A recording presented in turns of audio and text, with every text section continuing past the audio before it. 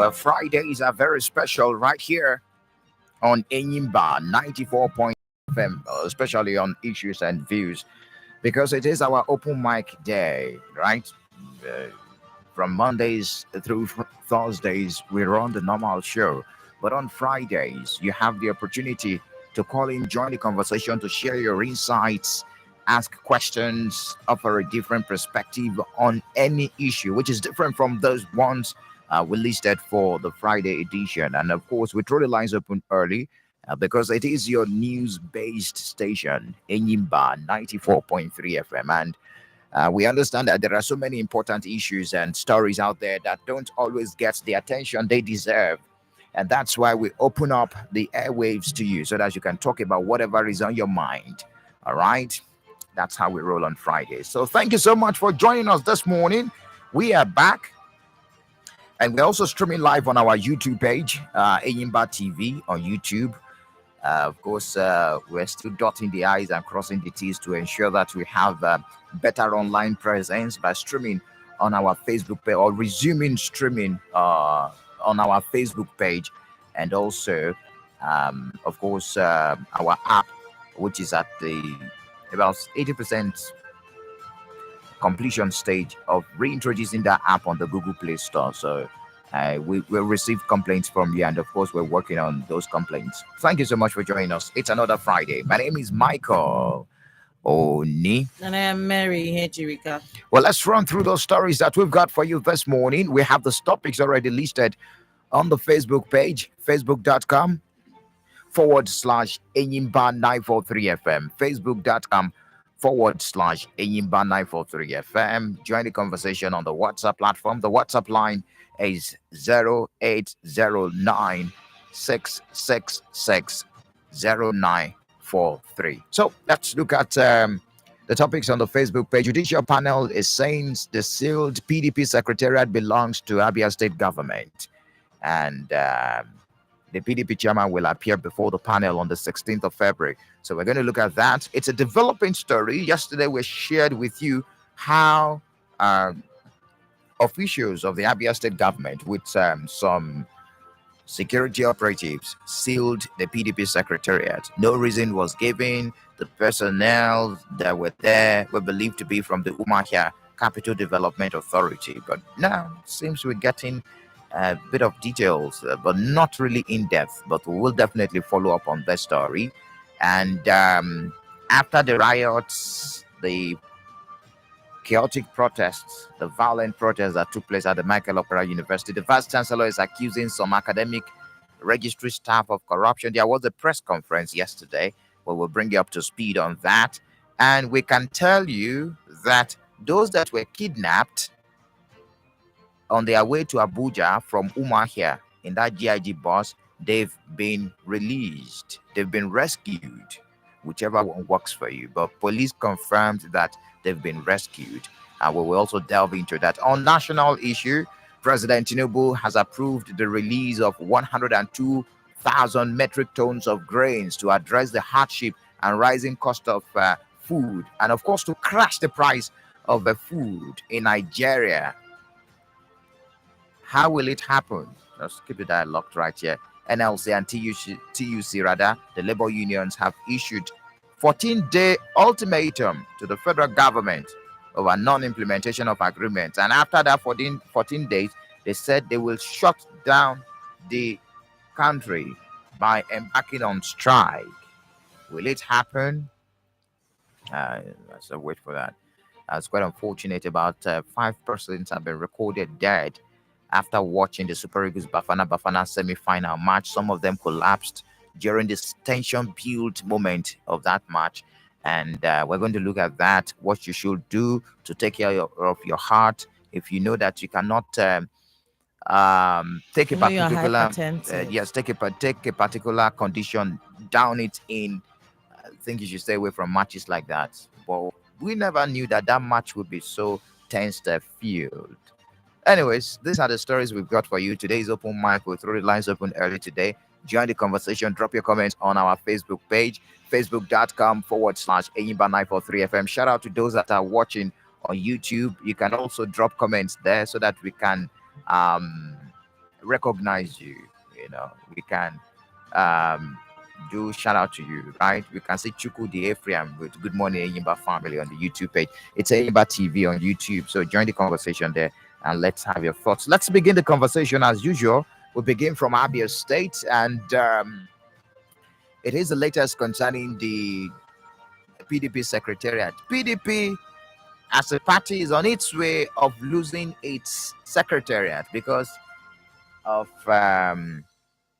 this allegation that the structure, the building belongs to the Abia State government. In fact, the chairman of the Abia State Judicial Panel of Inquiry on Recovery of Government Property and Funds, Justice Florence 𝗓𝗓𝗓𝗓, retired, has ordered the temporary sealing off of that particular structure. Of course, that was what led to some policemen and, of course, some officials of the government to seal it off yesterday. We based our analysis on speculation yesterday because we do not have the details, but details are beginning to emerge. The structure was sealed, and the chairman of that panel gave the order during the judicial panel sitting, explaining that the panel observed that the structure housing PDP's secretariat belongs to the Abia State government, and she therefore directed the senior lead counsel to the panel, H.N. Duroha, to serve notice on the Abia State chairman of the PDP, Allwell Asiforo-Okere, and the immediate past commissioner for lands in Abia State, Chidi Omuchuruba, to appear before the panel on the 16th of February to give more details on the PDP structure. The 16th of February is next week, Friday. So in a week time, the PDP chairman will appear before the panel. That if he wants to appear, but he's been summoned. So that's it about the PDP secretariat in Abia State. Well, at least we'll not have a hand as to what exactly is going on. But then there are two sides to this. And the one part is the very fact that the PDP have been the ruling party in the state for a long time. So I don't know. There is until they answer the summoning, and answer some questions. So if there is any truth to the fact that it's a government property, being the party that has been leading and has been in administration, there is every possibility that they could have been using that place, government property, as their secretariat, without anybody biting an eyelid, because it's their party. And now that another party has entered into the government and they are trying to recover every other government-owned property, it could be seen just like Elta Abraham Mama said yesterday, their spokesperson, it could be seen as winch hunting, but I mean, if it is a government property, if it is, and the government is trying to recover it, two things are going to be involved. How long have they been staying there? Have they been on lease? Have they been paying? Have they been staying free of charge? If they want to stay and pay, would the government allow them and all that? So I think these are issues that need to be discussed and talked about, but like you said, if he wants to, answer the summon, I think it would actually be in their best interest to actually go there and clear the air, just to clear the air for clarification's sake, so that they will have a hand on what exactly, if it belongs to the government, if it doesn't belong to the government, you can bring papers to ascertain the very fact that it is not a government property, and the papers are, are showing that this doesn't belong to the government, something like that, so that aspect can actually be done away with. But if it's government property and you've been using it, have you been paying for it? Have you been free using it for free and all that? If you want to continue the usage of it, is there any way the government is going to allow you to continue using it and stay on it, lease it out so that you pay for it? So I think it's just a matter of clarification and setting things clear. I don't like the issue of the opposition is there to checkmate the government. So I don't like the issue of winch hunting and all that. A strong opposition party is good for governance. Let that be noted. It's very good for governance. So I just think that they just need to clear the air, and so that we know what we are doing. Is it government property? Is it not government property? Just come and clear the air. That's all. Okay, this issue is a very sensitive issue because PDP is the major opposition party in Abia State, and it will not speak well of the government in power if it is being seen as trying to stifle stifle the voice of the opposition. That's on that note. But on the second note, it is important that PDP comes out to provide documents to show that that place belongs to the government or doesn't belong to the government. And if it belongs to the government, how was it given to the PDP? Did it follow due process? These are the questions I believe the panel will ask the PDP chairman, Chief 𝗓𝗏𝗚 on the 16th of February. It is also very important for the panel to be transparent at this point.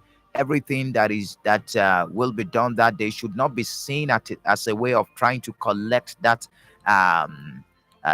structure from the PDP by force. If perhaps the due process was not followed in acquiring that structure for the PDP, then there are no two ways about it. It will be sealed and be returned to the government. Then PDP will have to fall back to start looking for structure, and that would be a very big blow for the party that has held the sway for over 20 years in Abia State. And it says a lot about the way we abuse power. I'm not saying PDP abused power because I do not want to preempt the judicial panel right now. But it says a lot about the way we abuse power. Right from the executive at the federal level, presidency, down to the state government, your party will have meeting. You will hold that meeting in the government house. It is wrong. When you have been voted for, everything that has to do with your political party should be done at the party secretariat. And that is why we've seen the abuse of power, even at the federal level. You want to do one small party meeting with the president, you take the party meeting into Aso Rock Villa. Even at the state level, you want to do your party meeting with the governor, they will do it inside the executive chamber. It's abuse of power. There are no two ways about it. Acquisition of property too. We've seen flagrant abuse of power, whereas we saw the latest now. Even it's all over the place. Past vehicles, past officials of the state government, the issue of vehicle, they'll come out and say the governor gave me this. No, the governor didn't give you this. Did it follow due process? How was it given to you? This is a lesson for those that are still in government. Yeah. If you are going to acquire something, maybe because you are a friend of government, let it follow due process. Exactly. Because that person will not remain in power forever. Exactly. And if it follows due process, you will not go back to this case of it belongs to the government, it doesn't belong to the government. Even if you're called upon, let all documents be put in place. 100%. Let all I's be dotted and the T's be dotted. If you are to pay a certain amount of money, pay it, show receipt, keep the receipt, because that person that helped you in government might not remain in power forever. This is a big lesson for those that are still in government, those that are even close to the government in power today. We understand how we run things, the party thing. Now my friend be the governor, now my friend be the commissioner. If you're going to get anything through that, your friend that is the commissioner, let it go through the due process. Let it be documented, so that you will not fall back to had I known in the nearest future, and it will look like witch hunting. And I want to believe that if that place belonged to the government, acquiring it by the PDP, it followed due process. I want to believe if it belonged to the Abia state government, or if not, let us face it. This may not put a smile on PDP supporters in Abia State now. Abia State government will collect that structure, and they will be rendered roofless, and it will be a big blow for the party, because the highest ranking member of the party right now, elected member of the party right now in Abia State, is the senator representing Abia Central. And that's that's the highest they can get when it comes to elected members funding the party. then down I to think it's some a lawmakers. Akobondo, right? Yes, Akokolin Akobondo. Akombode, Colonel Austin Akombode, down to some lawmakers at the Abia State House of Assembly. Then see, that party is not as rich as they were Back in the day. back in the day. I hope they will not face the crisis of we don't have a secretariat, and that is going to be a big blow for the political party. February 16 is very much here. It's just by the corner. It's just a week away. Yeah. So, anyways, let's move on. Nelson John Africa, we can see you on the YouTube page. Thank you so much for joining us. So let's continue the conversation this morning. Michael Opara University Vice Chancellor accusing some academic registry staff of corruption. So there was a press conference yesterday after the issue about pay school fees, don't pay school fees, the riot. Professor Madube Ebibisi of Oiwe, the vice chancellor of the university, accused some academic and registry staff of the institution of working against the good intentions of curbing corruption in the university. He also accused them of thwarting the good efforts of introducing biometric capturing of students to solve the several problems confronting the integrity of examination and service delivery to graduates of the university. So he said that biometric system was deployed to stop impersonation in exams, the adventure of missing scripts of students during and after exams, adding that all these had been linked to the timely examination processing and transcript release, which has improved in recent time. I asked Tata about it because that's Tata's alma mater. So, but he said what led to the direct request of statement results, certificate, and transcript by graduate and external bodies that had made the university notorious. My administration decided to confront these anomalies. But on implementation of no pay, no exam, that have sparked riot in the university some few days ago, the vice chancellor said the policy is not a new one. He said that it had been so in all normal universities across the world. So he said, let me quote him, "Is it not a matter of wickedness and affront that people should resume studies without paying for it? One wonders why any human being should support such an evil, especially at a time that the fortunes of Nigeria's universities have dwindled. Many people who are holding tight to returning to campus to continue their academic engagement without paying have been owing through years. They are the population that upholds sorting of those lecturers who have refused to repent from sorting. This population is busy forging the university receipts and documents. They have gone into the level of forging bank remitter that leads to a huge loss of funds. They forge university statement of result and escape with piled up academic credits as well as charges accruing to the university. So people print our certificates, transcripts, and use them to fish for admission and jobs without such document emanating from us." There you have it. Well, I think it's basically the issue of sabotage. People he's working with are actually sabotaging his efforts. And this reminds me of what happened. I think it was in my year one or year two. So in my school then, I don't know how things are done now. When I say this, people are like, what? I never bought handouts. That was not allowed in my school back when I was in school. The VC would tell you if you have any material that you want the student to go through, you give it to the class rep, who will make it available for other members of the class to photocopy, but you dare not sell it to the students. You don't do that. They're only allowed to buy textbooks, recommended textbooks needed for that particular year academic study. So I remember one department that was selling handouts. A student went and informed the VC, and immediately the VC appeared in that department, and it was a problem. That lecturer was suspended immediately. That was how it was back when I was in school. So I feel so sad, that you are working and the people you are working with are somehow sabotaging the efforts you are making. You are putting in place things you are putting in place to see to it that things work. Because, this generation we have here is a generation of 2 minutes noodles. They want everything fast. Any other corner way that they can go through to have things done, they are going to make use of it. And these people you are working with are making themselves available. How are you sabotaging a school that is paying your salary? How are you doing that? Maybe you want to make extra money, but are you thinking about how it's going to affect the school? at the end of the day, they lose money, the same money that they are supposed to pay you at the end of the month. So I think the VC actually has a whole lot of work to do. It's not just about talking about it. You also need to fish out the culprit.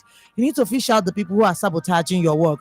Because let me tell you something, as much as I think the students are also need to take responsibility for what they are doing, the people who are sabotaging your work, they have more of the blame. Because if they don't make themselves sustainable, if they don't make themselves available, the students will not make use of them. Imagine in a situation, let's say for instance, they are printing a remitter. You're supposed to pay, let's say, 50,000 naira school fees, and then someone is giving you receipt worth 30,000 naira. That's you having a slash of 20,000 naira. So of course the students will go for that and pocket 20,000 naira. Maybe they collected the whole 50,000 naira from their parents. They will pay you, whoever is in charge of that, 30,000, pocket 20,000. So it's a win-win for them. They have nothing to lose. All right. So I think the school needs to work and find out the culprits, people who are sabotaging whatever the school has put in place. That's on one side. On the other side, I'm going to blame the vice chancellor. You know why? These guys that are writing this exam, they will still come back for clearance later. So there are no two ways about it. They will still have to pay. The things are really difficult in the country right now. The last time we did the analysis, I already opened up the blame belonging to the government on the side of not funding the universities again, and that is what is birthing student loan today. But on the side of the vice chancellor, he should wear human face to his approach, because there is so much anger built up in the citizens, including students, because things are really difficult. Global crisis, economic downturn, and Nigeria is not left out. The students too, they are also feeling it because their parents do not have so much money in their pockets. And that's why when they were pushed, they reacted. On the side of the students, violence can never solve a problem. I've seen pictures and videos. Unfortunately, we cannot display it, of those places that were touched. Touching windows, pulling down part of buildings and the likes, pulling down fences. Do you know at the end of the day, the damages incurred will be paid by those students? Always use your brain. The money will be shared across. At the end of the day, it will be added to that same school fees that you are complaining that it is too high. They will add it there. You think the university will go back to its purse to pay and to repair those things that you guys damaged? No, the money will come from your pockets. So next time when there are issues, when there are protests, protesting is not bad, but use your brain. Don't destroy equipment. And that was the reason the police also used force against them, which is wrong. I followed the press conference yesterday, where the prof also accused a radio station in Umuahia of instigating the violence. He attributed the uprising and riot encountered in the university to a phone-in program that happened in Umuahia on Monday night, which he noted incited some students who in turn collided with miscreants to raid havoc on the university. He said he wrote the station. He lamented the inflammable program of the station and their linkage to the disgruntled elements, in quote. And he said he wrote them. Let me quote him. I am sure that you, the media people, listened to that inflammable program of that radio station before it happened. I called them and wrote that their program was going to ignite a fire in my university, and it did. And which says a lot about the role we play in the media. Our role is not to incite the public. Our role has to do that of peace first. It's there in the NBC code. It's part of the training you get as a journalist. You don't jump on the emotions of the people and use it to incite the public. When things are getting worse, when things are to the extreme, our job is to douse the tension, not for you to incite, hey, they don't kill the person, we don't go agree, make we enter street. No, that is not our job.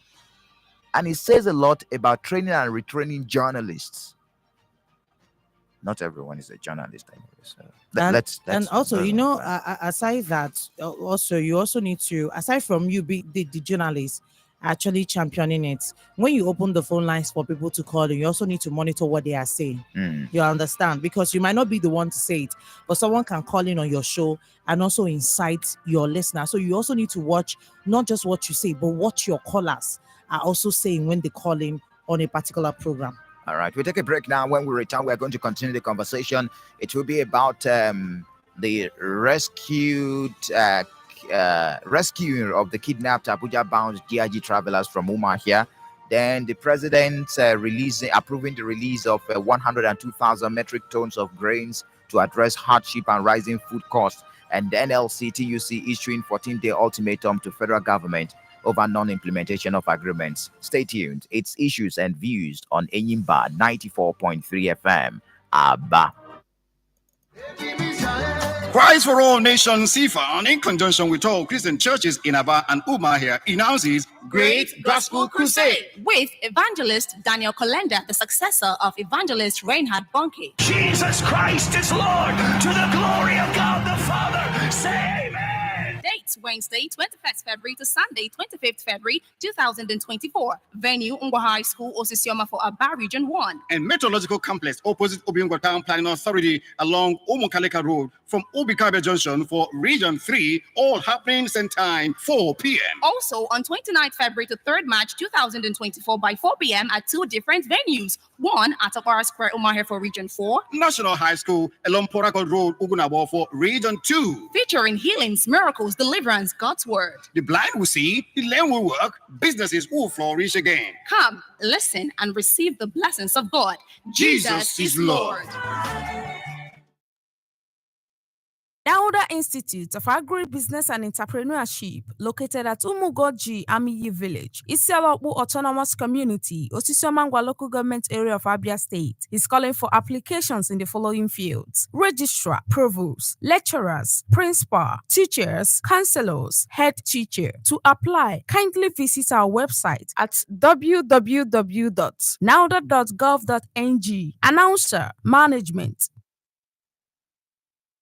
Good day, the moderator, panel of judges, accurate timekeeper. With the following points. Therefore, it is quite logical that these public servants are better. Good day, Mr. Moderator, panel of judges, accurate timekeeper. Abia, the second edition of our radio school debate, tagged On the Contrary, is back. Join us as students take the mic, diving into discussions that will ignite your curiosity and challenge your perspective. We have a winner for the maiden edition of On the Contrary. Congratulations. For the second edition, submission of entries is ongoing and will end on Monday, 11th of March 2024. Schools and students should visit www.enyimba.com/apply for sponsorship, partnership, or inquiry. Call 0810-716-4511. On the Contrary is brought to you by Enyimba TV and Radio Limited, the operator of Enyimba 94.3 FM, Legend 98.3 FM, and Rose 101.9 FM. Abba. Are you interested in being a caregiver in the US, UK, Canada, or other African countries? Or are you interested to japa via the skilled worker care pathway? Rejoice! The moment of opportunity is here. Abia State College of Health Sciences and Management Technology, ABA, offers a one-year comprehensive certificate program in health and social care. Apply right away. For additional information, please contact 0803-762-0919 or 0803-523-2716. 0803-523-2716. Rush now while the offer lasts. This is signed by Elder Ibendiogo, B.O., Registrar. And now, Issues and Views. Gallery Hotel, located at 15 Ukebu Road, Obo Hill, is inviting you to come experience another level of hospitality, ranging from exquisite rooms, best nkwobi, abacha, oba, fresh palm wine, delicious native soups, barbecue fish, and so on at an affordable rate depending on your budget. Come and taste homemade meals. It's a home away from home.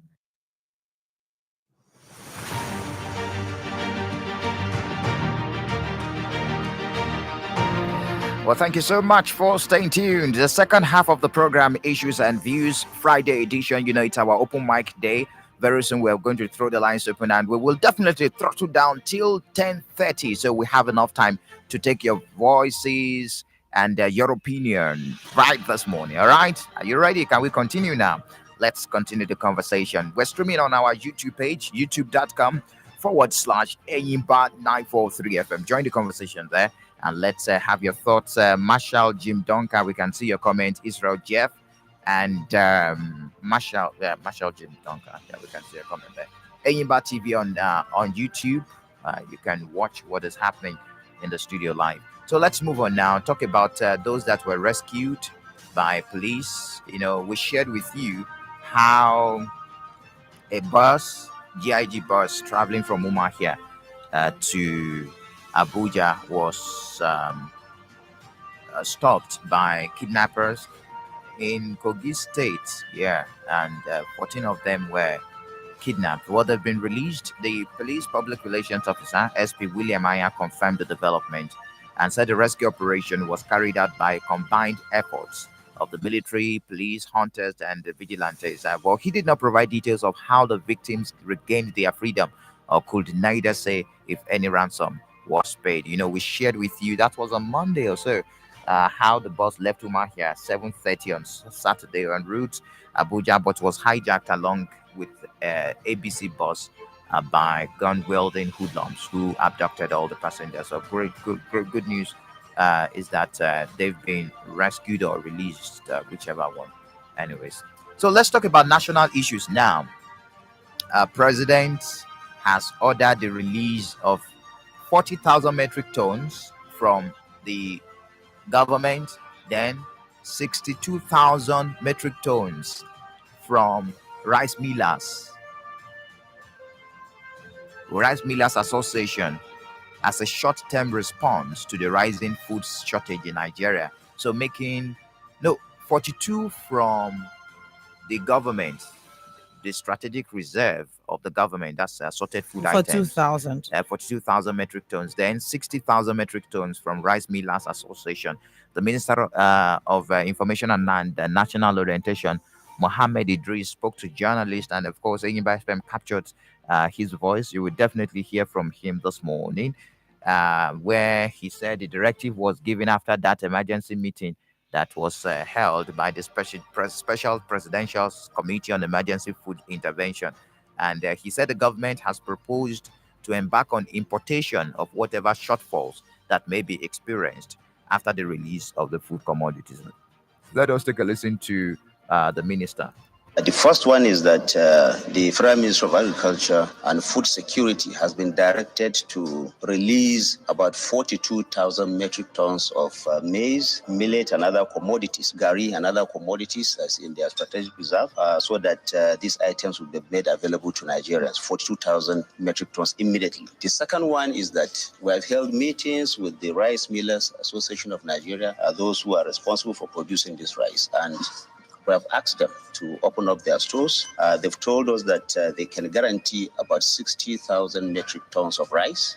They will make that available to Nigerians, bring it out to the market.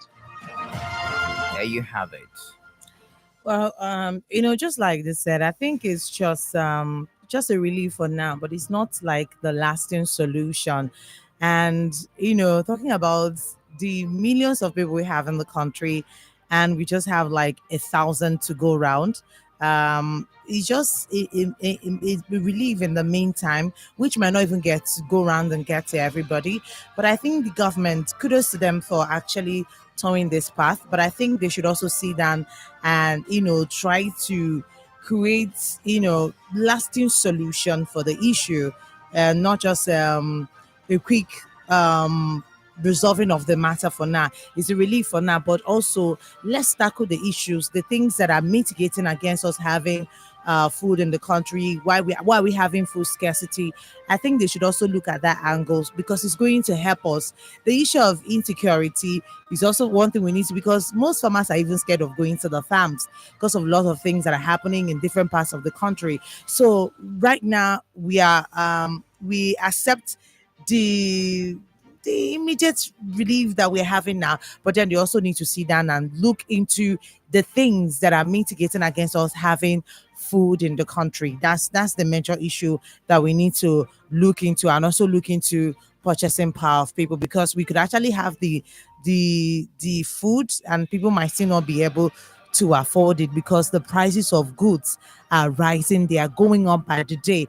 And if you're a business person, you as a person know that the price you tell someone today, if they don't pay, if they come back tomorrow or 2 days time, you might not be able to sell at that same price again. So this is why every business person will tell you that payment validates business. So if we decide on a price, you better pay me now that we have decided. If you come back tomorrow, I'm not selling at that same price again to you.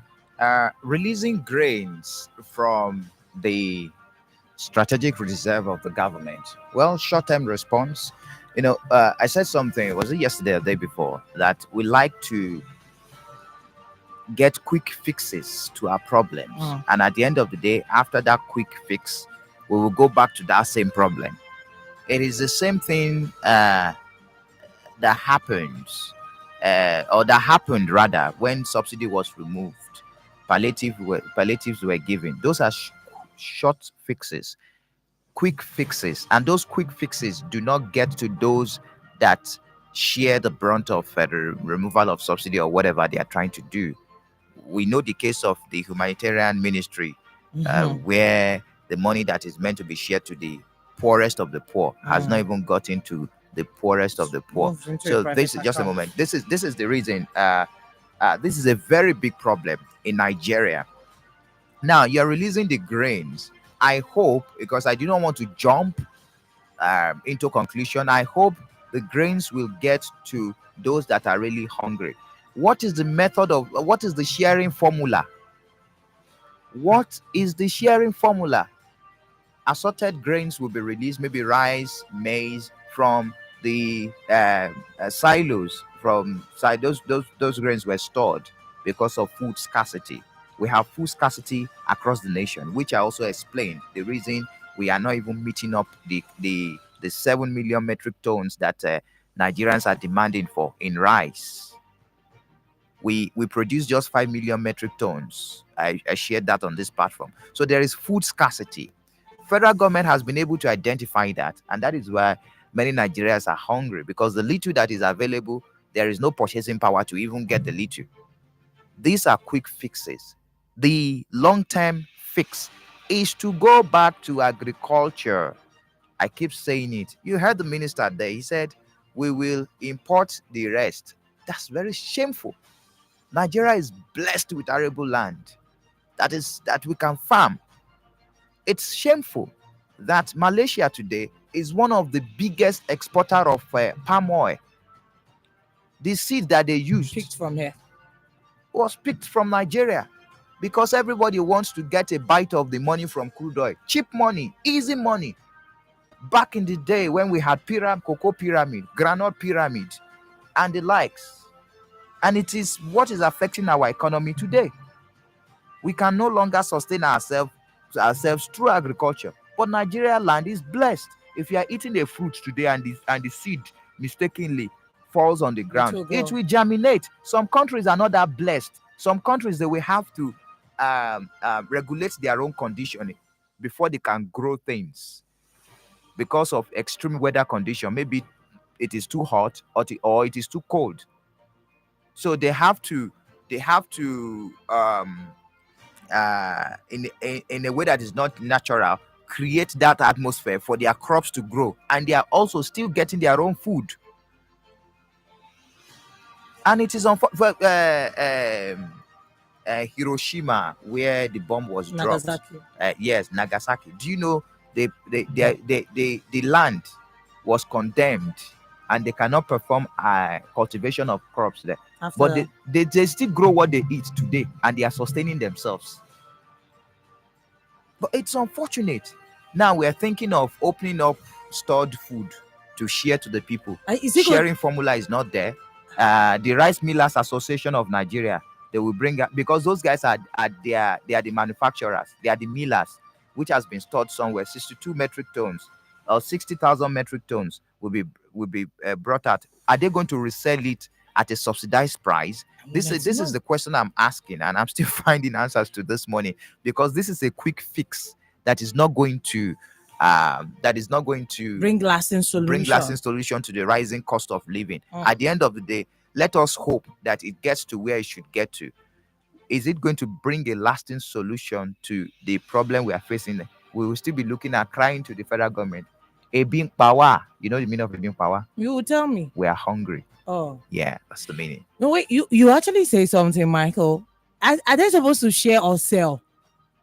I don't know. You heard the minister then. Do you want me to replay his voice? No, because I'm not sure they are going to share this, so that I'm not sure is a sharing formula. I think they are releasing it for it to be made available to people who want to buy. I'm not sure they are sharing. That's the reason I said that I don't want to jump into conclusion. I don't think federal government has approved.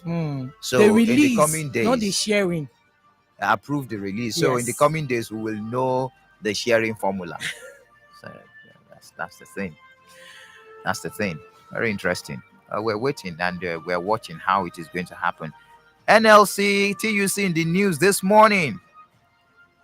Strike is loading. Why? What was that? They said they've not fulfilled the promise now. The agreement they reached. The agreement was reached last year, October. They reached the agreement which were meant to focus on addressing the massive stress and suffering and general harsh socio-economic consequences of what they described as ill-conceived, ill-executed IMF World Bank induced hike in the price of PMS and devaluation of the naira. It is not that they are waking up. I did the analysis this morning. You need to start calling me prophet.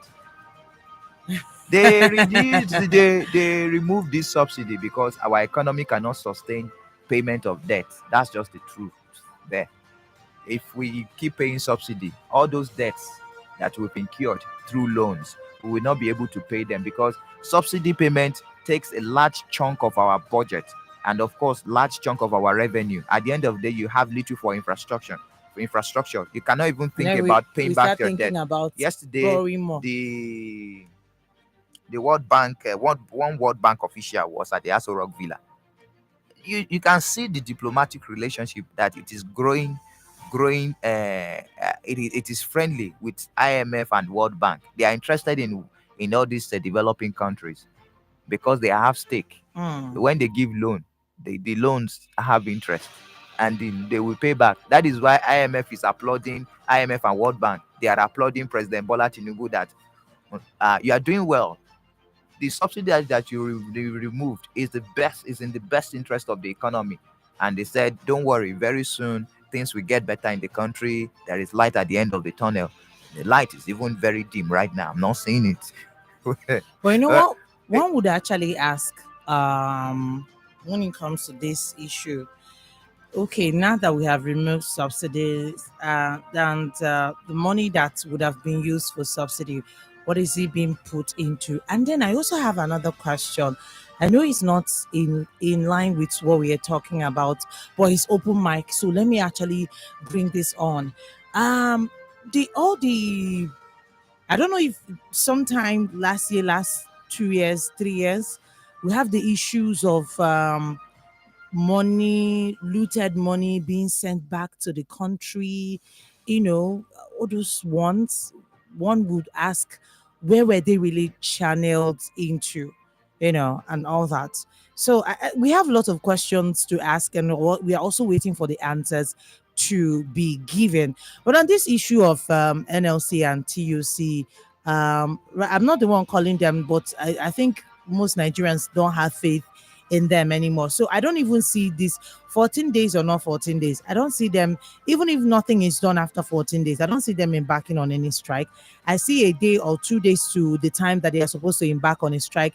They're going to have a roundtable meeting with the federal government, and then they will come out again to tell us that they have signed an MOU, and the federal government is going to do something, so they will jettison the proposed strike, and then we'll move on. Then after a while, they'll come back to tell us, oh, they are not keeping their own end part of the bargain. We are going to embark on another strike, and then few days to that, they will still have a meeting and then come back. So it's just like a cycle, and it keeps happening and keeps happening. So I don't really I'm one of those who really don't have faith in NLC and TUC. But let's see, 14 days, they say it starts today. So roughly we have like 13 more days to see if federal government is going to do something. And if nothing is done, let's see what NLC and TUC are going to do about that. Anyways, let's move on. Unfortunately, 5 persons died watching that pressure and as in tension-filled semi-final match between Super Eagles of Nigeria and Bafana Bafana of South Africa. No fewer than 4-5 died. That was on Wednesday night. A chieftain of the APC, Dr. 𝗓𝗏 Ojugo, as a former director in NDDC, he died. Deputy Bossa, Kwara State University Malete, died. A core member serving in Adamawa died, simply identified as Samuel. Then Anambra-born businessman. I learned he's the biggest businessman in Cote d'Ivoire. He died. He was reported. He was also reported to have collapsed inside the stadium while watching the match. Now let us just break it down for you. The copper died just before the final kick, which secured Nigeria's win in the match. Then the Anambra-born businessman allegedly died in Ivory Coast Stadium. He was watching the match. It was alleged that the shock of seeing that goal and the penalty awarded to South Africa, it was too much for his fragile heart. It led to his collapse in the stadium, and he was rushed, but all efforts to revive him failed. A sales rep in Ogun State, working for one of these multinational manufacturing companies in Nigeria, died while watching the ball in Abeokuta. He did not show any sign of weakness. He was at the football viewing center, and he died suddenly, breath out heavily after the cancellation of Nigeria's second goal at the same time. It's unfortunate, anyways. A very, very sad one. And I went back to school when I was studying microbiology. We minored medicine. And I understand that people can die suddenly as a result of grief or excitement. Their own was excitement. And because of the tension, sometimes if you have underlying cardiovascular issue, especially the heart disease, some persons do have this form of blockage in heart. So any form of excitement can tilt such people towards a heart attack.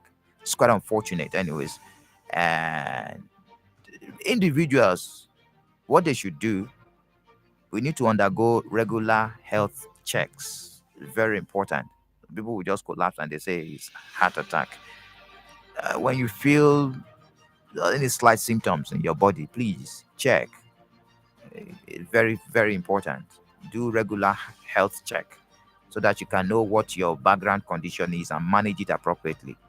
And if you have high blood pressure that is not controlled, when you have an emotional surge, your blood pressure will go through the roof compared to someone whose blood pressure or hypertension is well controlled. So situations like that, you stay away from it, especially that match. When if you know that your heart cannot take it, just stay away from the match and ask later, how far, what was the result? Because that match was a very, very, very serious one, with the tension and everything. Rest in peace to the dead, and I pray that their family will be able to bear the irreparable loss. Mary. Well, that just took me down memory lane because hypertension was what killed my mom, and people really don't understand that life is fleeting. I know it's we ate with her that night. All of us went to bed and she didn't wake up. So I always advise people, just like you said, regular checkups. It will help you, especially when you are getting to a certain age. It's very important. Check your BP, check everything that you need to check, and you can stick with score lines. Some of us, we do that. We don't need to watch the match. We just check the score lines once in a while. After some minutes, you just check the score lines. You can be watching movie or doing any other thing, knowing the state of your health and all that. Just stay away from such. I really feel for Dr. Cairo Ojubo and his family and other persons, that also lost their life. People really don't know that ecstasy, excitement, all those things that can actually trigger a whole lot of things in your health. So regular checks is very pertinent. All right. The lines are open. Let's have your thoughts. It's open mic day. You can bring up any issue. But talking about open mic, registration is presently ongoing. We're still accepting entries.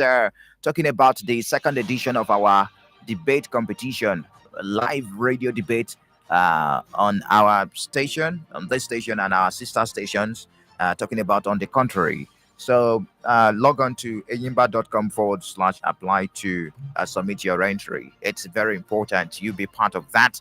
And you still have from now till about the end of the month to submit entries. So keep those entries pouring in. The lines are open. Let's have your thoughts. 0708 0000918. For those watching on YouTube, you can also drop your comments on the YouTube page, Enyimba TV. Or better still, you make use of our WhatsApp platform, 0809-666-0943. Or better still, you make use of the phone lines or Facebook page, facebook.com/Enyimba 943 FM. Let's talk. Who is on the line? Good morning to you. Welcome to Issues and Views.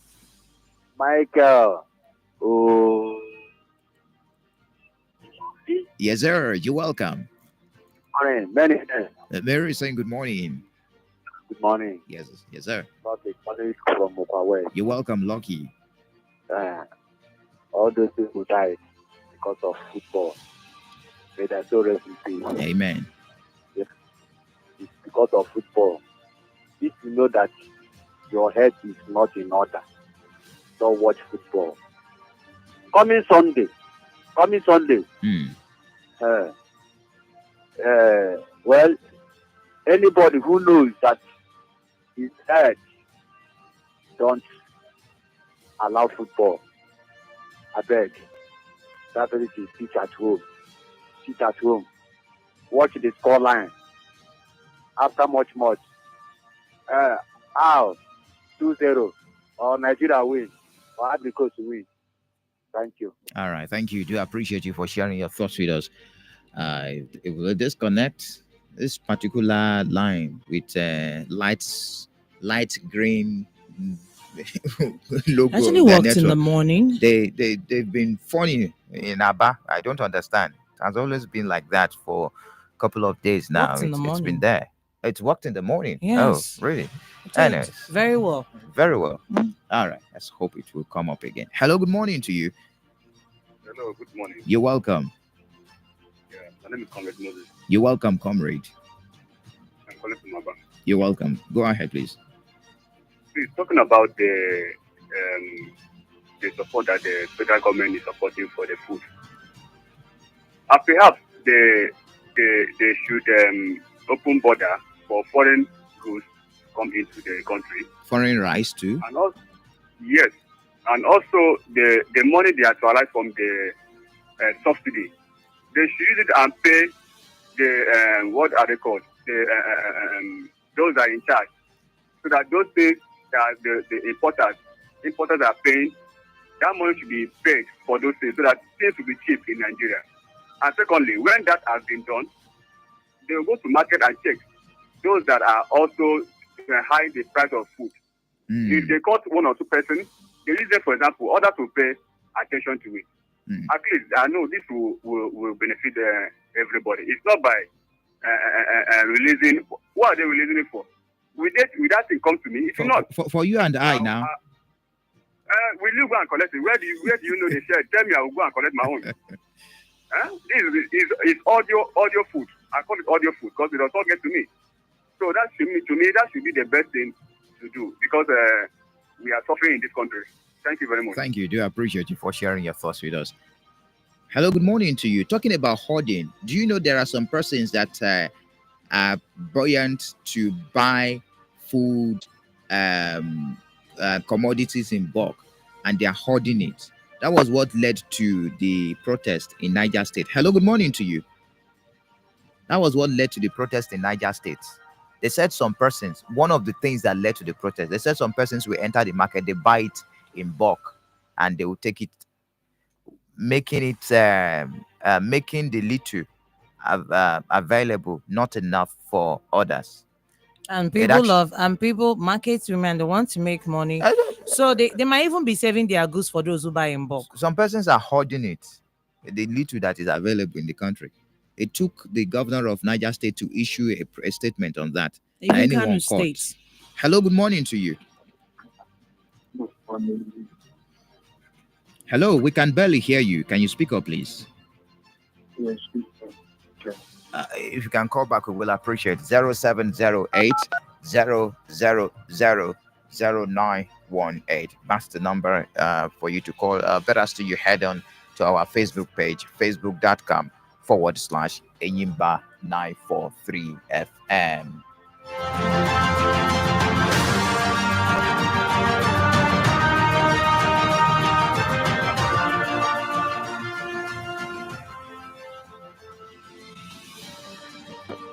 Hello, good morning to you. Good morning, Mike. Yes, sir. You're welcome. Good morning, Mary. Good morning to you. Yes, my name is 𝗓𝗦𝗦𝗨𝗘𝗦. I'm calling from Aba. All right. Please, I want to talk about this football issue. I want to give people advice. From what the dates that you see, may their soul rest in peace. Amen. People should stop betting Naira bets about this ball. Mary, one of my friends betted 2 million Naira that Nigeria is going to win South Africa. Even I betted 50,000 Naira.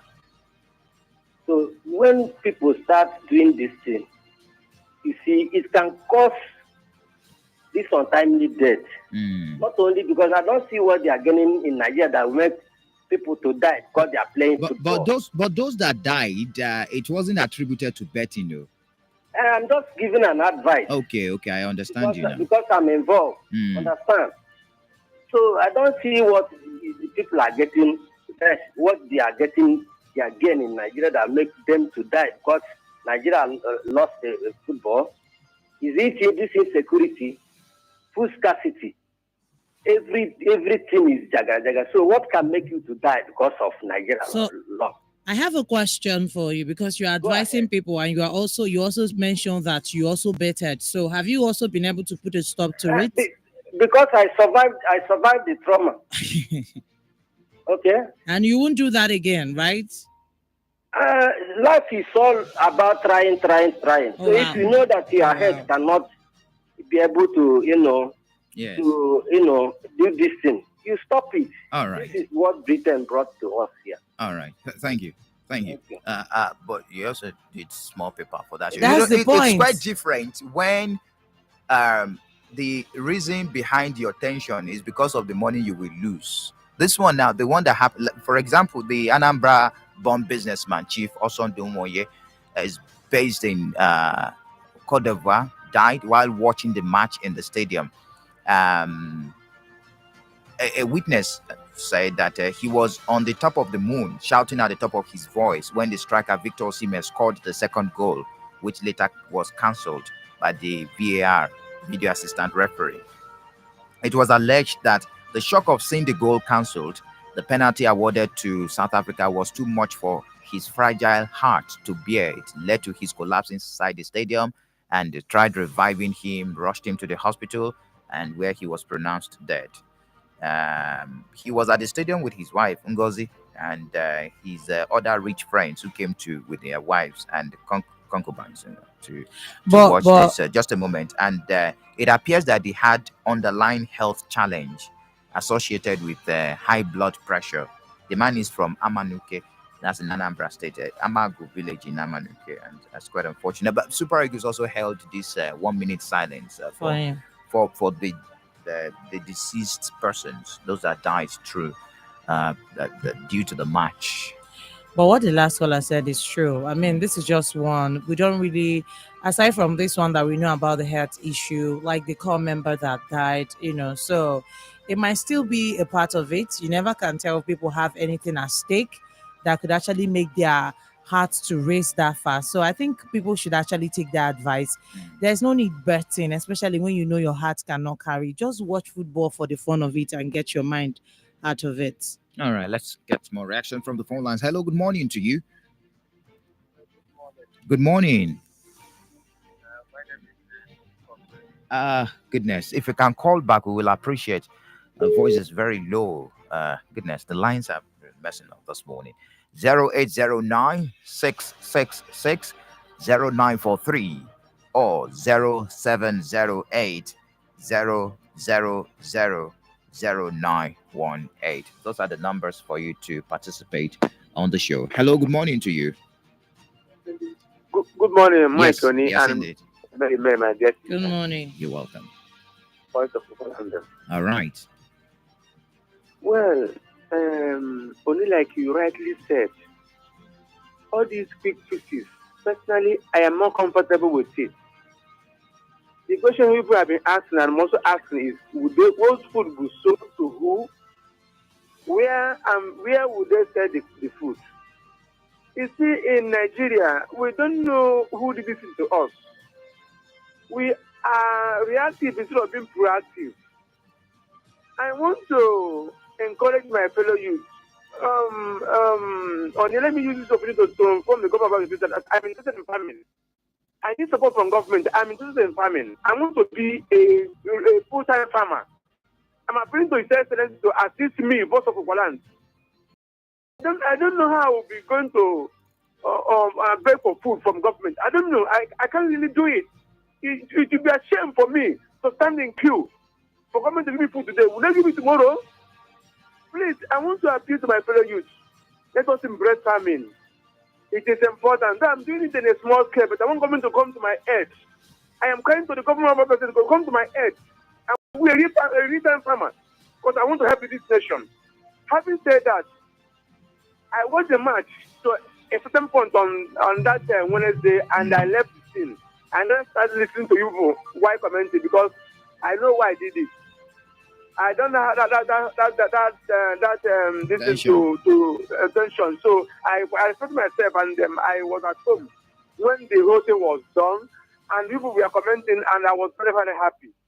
So people should watch their state of health before you expose your life into danger. And also, Nigeria is not worth dying for. Why would I die for Nigeria? I won't do that. People should take care of their health first. Having said that, let me stop here and say, may God bless Nigerians, and may God bring solace to the families of those who lost their loved ones in that encounter. Amen. Thank you, and God bless you. Thank you, Voice of the Land. We do appreciate you for joining us this morning. Keep those comments of yours pouring in on our phone lines 0809 666 0943 or 0708 0000918. Hello, good morning to you. Hello.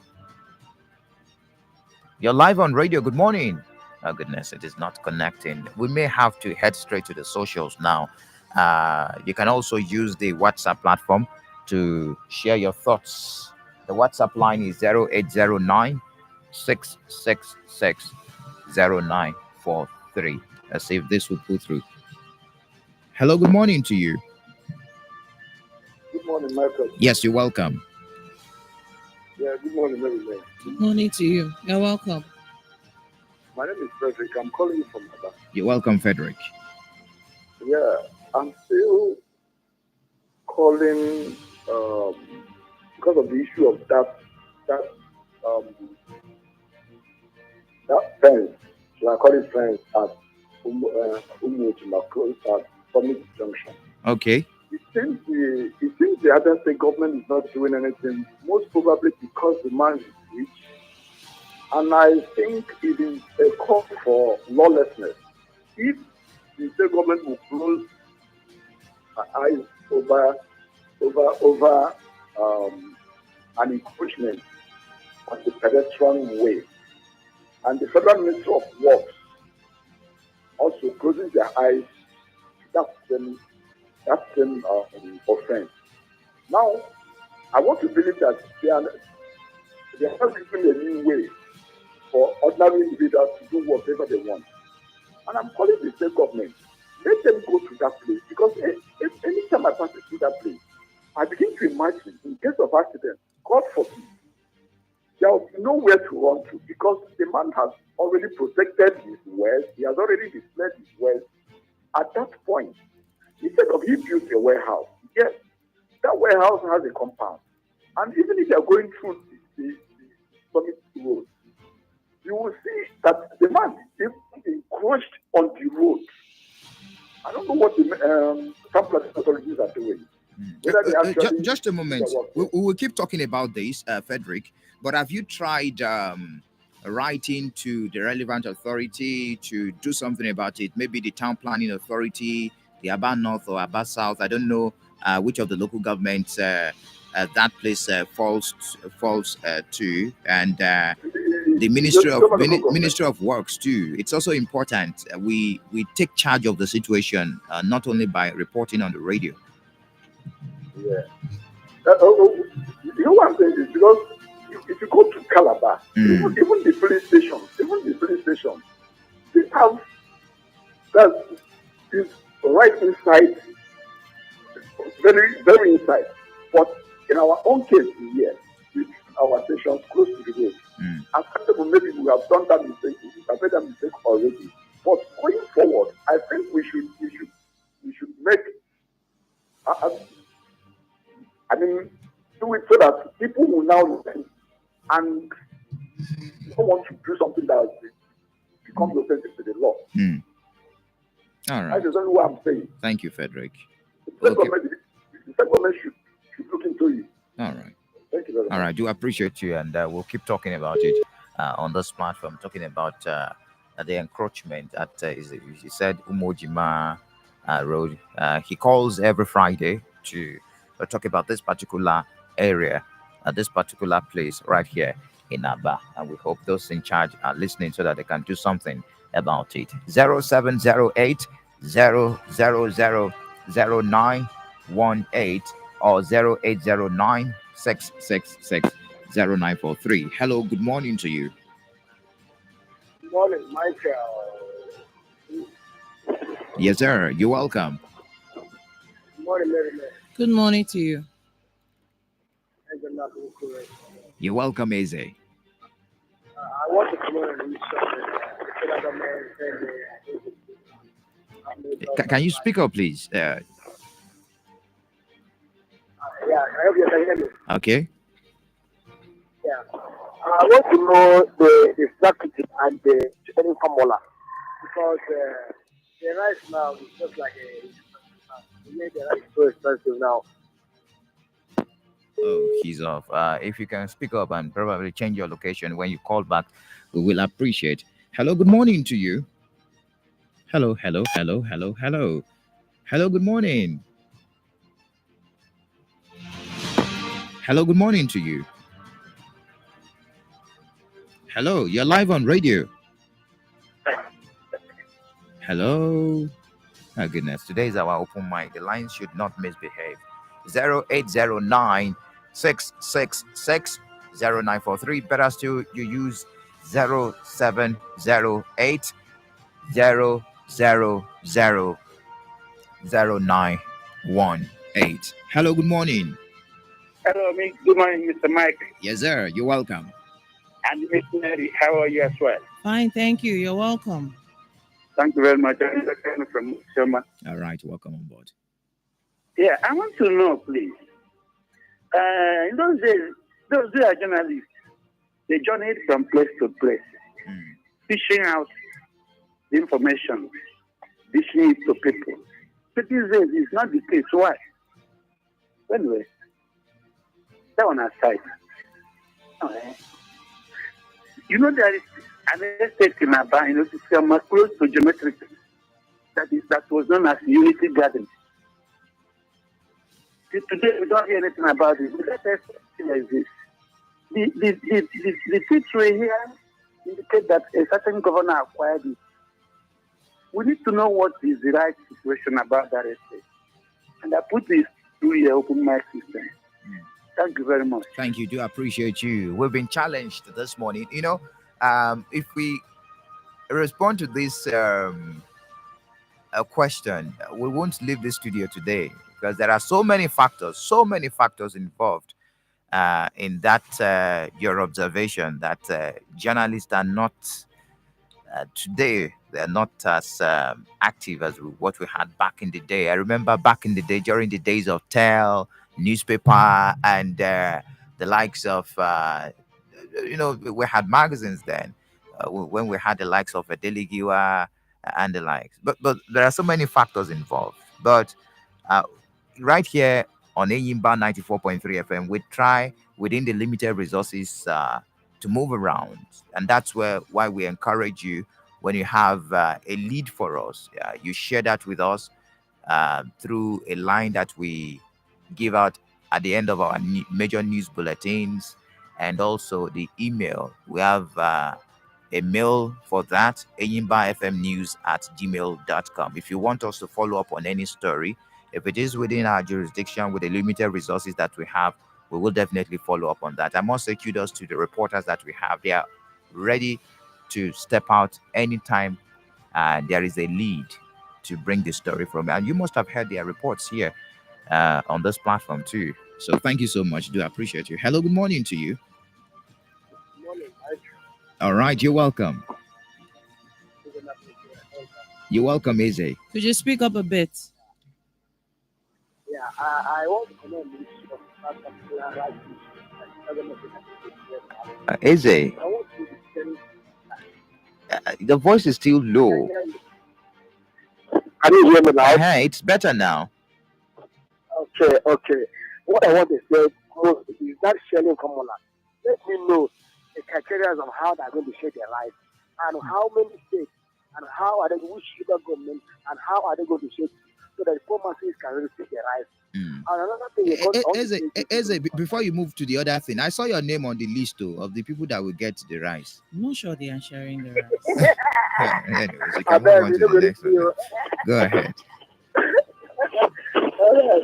What is this because I did compare this match? That match has a lot of tension. The pressure was too much, but I also advise our youth. They should stop betting. What causes bet mostly is bet.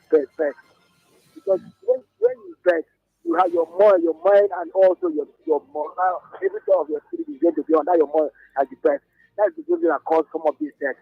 You have to be very careful. But I wish I didn't go long. That's what I say. Thank you. Thank you, Eze. I appreciate you for sharing your thoughts with us. 0809-666-0943 or 0708-000-0918. We will take as many calls as possible with the epileptic network that we have in the studio this morning. Hello, good morning to you. Well, Mike, good morning. Yes, sir. You're welcome. Yeah, very man. Good morning to you. Your brother from Ogunabo. You're welcome.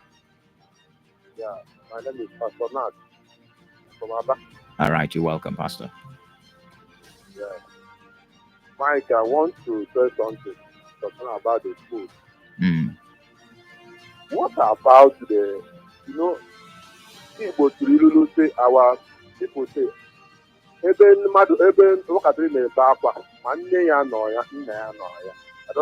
how it's going to interpret it. Maybe after the interpret for Mike. You have to interpret it tonight. What I'm trying to say. She doesn't know how to interpret it. Don't worry. Go ahead. Yeah. I don't mind Mary. Mary. Do you interpret your own? How many have you don't know how to interpret.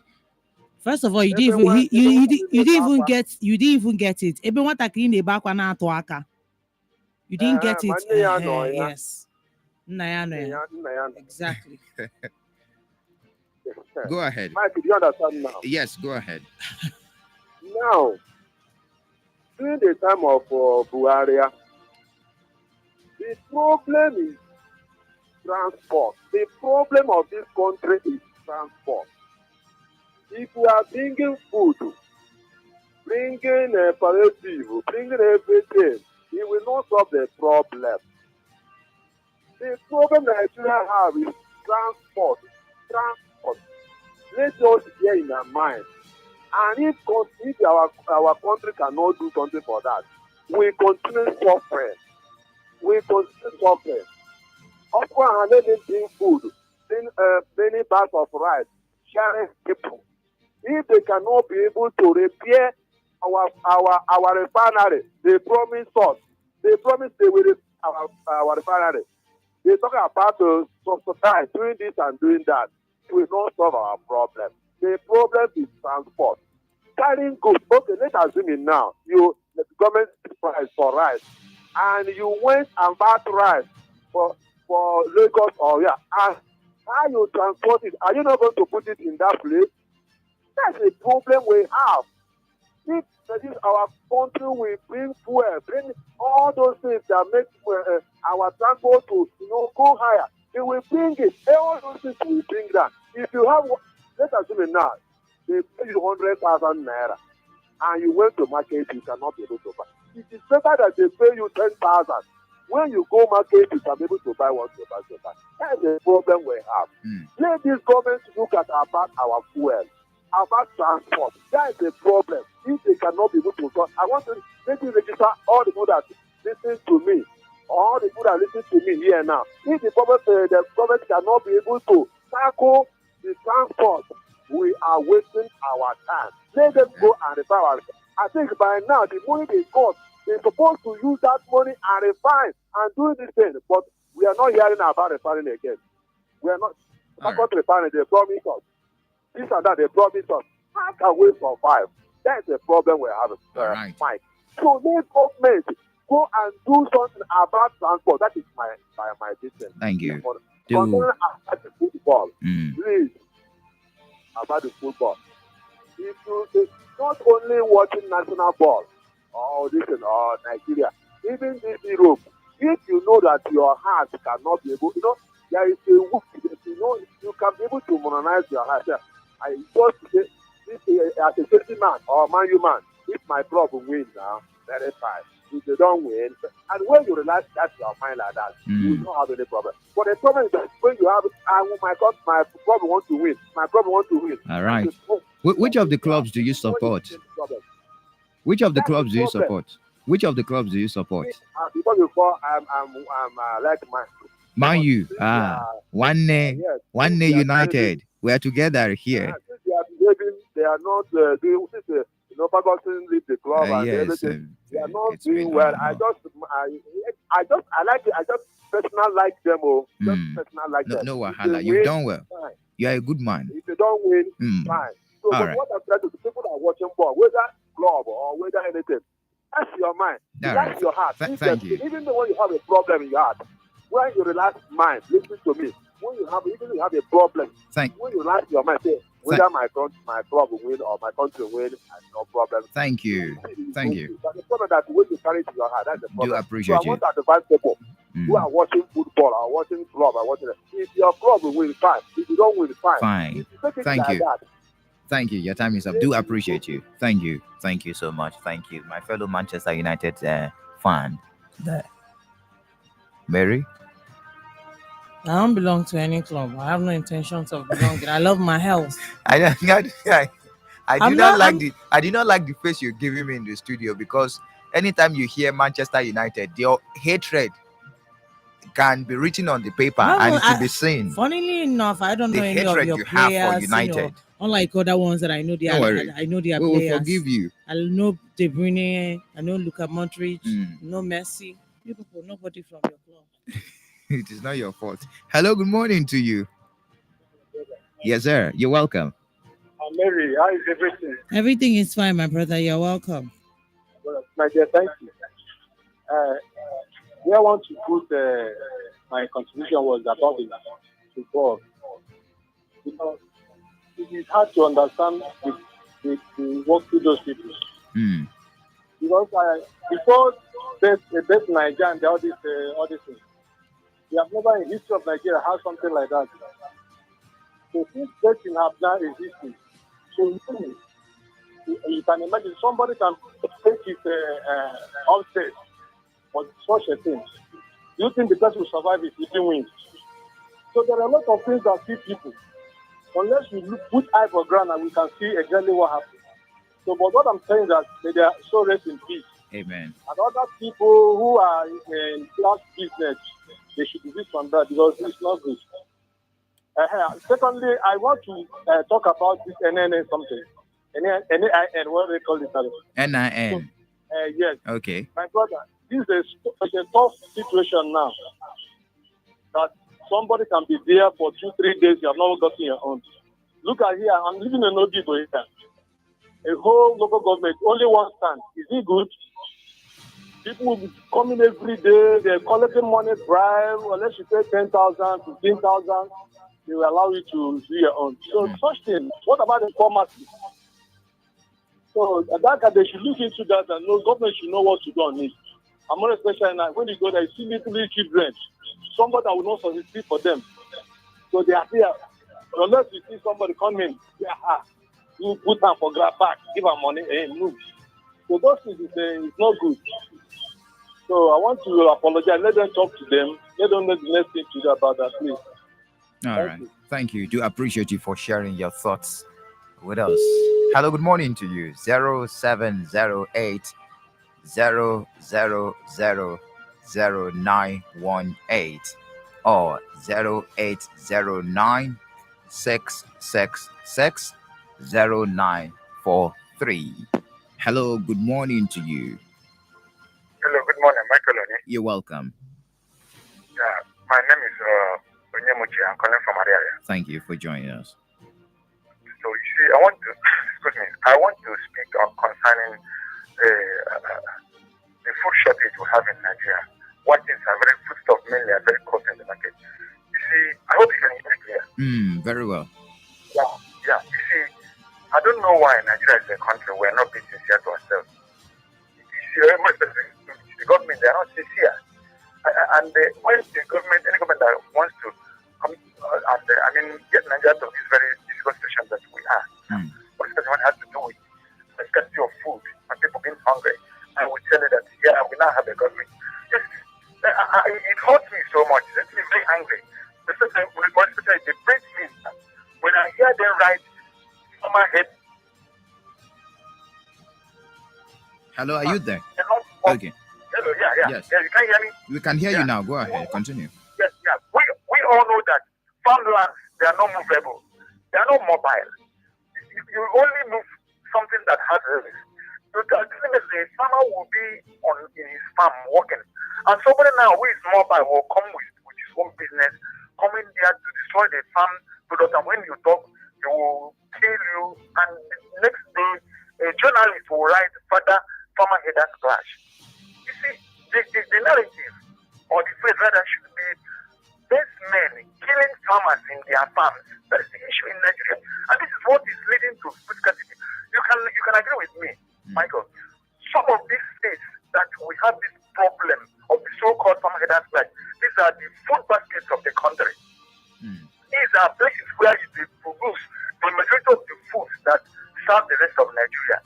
And it hurts me so much that for the past 8 to 10 years now, that this has been happening.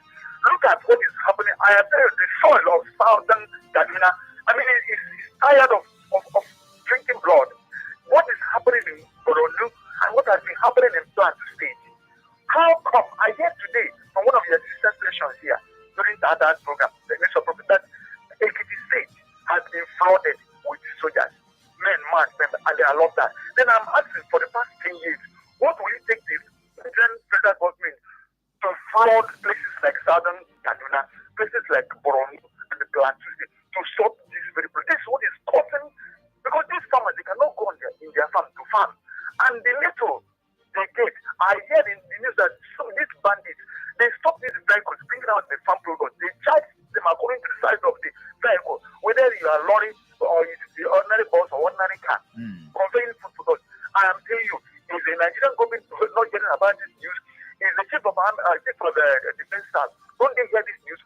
Why not flood these places with soldiers? See, and I'm telling you, Nigeria is not sincere. We are playing with our future. And now on the open mic, let me just conclude. Please, I'm begging anyone that is hearing my voice now, that knows someone that can meet with the governor of Niger State, Dr. Alex face to face. We love his program about Aba. During his campaign, he said that Aba is his major focus, his priority, and Aba is a big commercial city. Let me tell you, this Alex Oji, that whatever plan he has for Aba, it will go down the drain because Aba Power Limited decide to mess up his government. I am telling you, let somebody go to the governor direct, tell him Aba Power is not the one that is taking food out of the development and saying electricity in Aba. I'm telling you, some problems will die naturally. Some commodities in the market will come down. Let me tell you, Aba Power Company told us when they were coming to this that they are coming to generate their own electricity. But what is happening now? They went to the ever dubious Niger Delta development company, and they told us that they are purchasing buying power there. Aba Power is the one that's keeping Aba residents hungry. Aba Power is the one that's making us poorer today. We talk about the poor of the poorer. It's Aba Power Company. And I don't know why Aba people are just keeping quiet. As if nothing happens. Why not everybody go down, put down your wire? Let us take it's a peaceful protest. Let us everybody take off our wire from the phone. So that when they drive along the area, when they drive along over hills, when they go to this street, they will go back and report to the office that people have taken off their wire. Let us know how they will get money. Let us back on this peaceful protest. They are messing up with our lives. Our power is killing people. Thank you. Thank you and have a nice day. Do appreciate you. To react to the second issue, you can't use radio to call for protest. I understand your pain. Even the presenters in the studio are also facing the same issue of epileptic power supply in their individual residence, except if you have an alternative like solar and generator. Then the first issue you raised this morning is very important. It's very pertinent because last year, what we are facing now has been predicted by Food and Agriculture Organization, FAO. They said last year that no fewer than 26.5 million Nigerians may face food crisis between June and August 2024. We've not even got into June and August 2024. From their analysis, they said their analysis was conducted in 26 states and the FCT to ascertain the food security situation and make projections for the future. And the issue of food is a matter of national security, food scarcity and food shortage, because it can lead to a major crisis. That is why any issue that has to do with food scarcity usually falls under the purview of the National Security Advisor, Office of the National Security Advisor. The meetings they've had and some of the interventions, you will have the NSA that's talking about Nuhu Ribadu sitting there, because it's a matter of national security. Now, back to the projection of the FAO, Food and Agriculture Organization. They said that this is because of the insurgency, persistent insecurity situations like insurgency and banditry. And from what the last caller said, which we've also analyzed here, it is affecting most of the states that provide the food that we are eating. I said it the last time, like Benue State, the Agatu local government, part of Kebbi, and some other states that you have high yield of agricultural products, commodities that are being eaten in the country. That's where they transport them to other parts of the country. The food is not even there. It is scarce. And that is where the pressure, the force between supply and demand will come in. Before you know it, the price of food is going up and up and up. Dollar too is going up and up and up. Someone will say, reason. Say, goodness. But it is well, we will survive. We will definitely survive. I'll keep your comments pouring in 0708 000 0918 or 0809 666 0943. Hello, good morning to you. Hello. Yes, your voice is very low, please. Can you? Good morning. Good morning to you. All right, can you speak up? I've called many times in this year. My name is Michael, and we can't hear you. Michael. Can you speak up, please? We can barely hear you. If you can call back, we will appreciate you. Let's try and speak up so that we can hear you. Not only hear you, so that those that are listening at home can also hear you. It's very important. 0708 000 0918.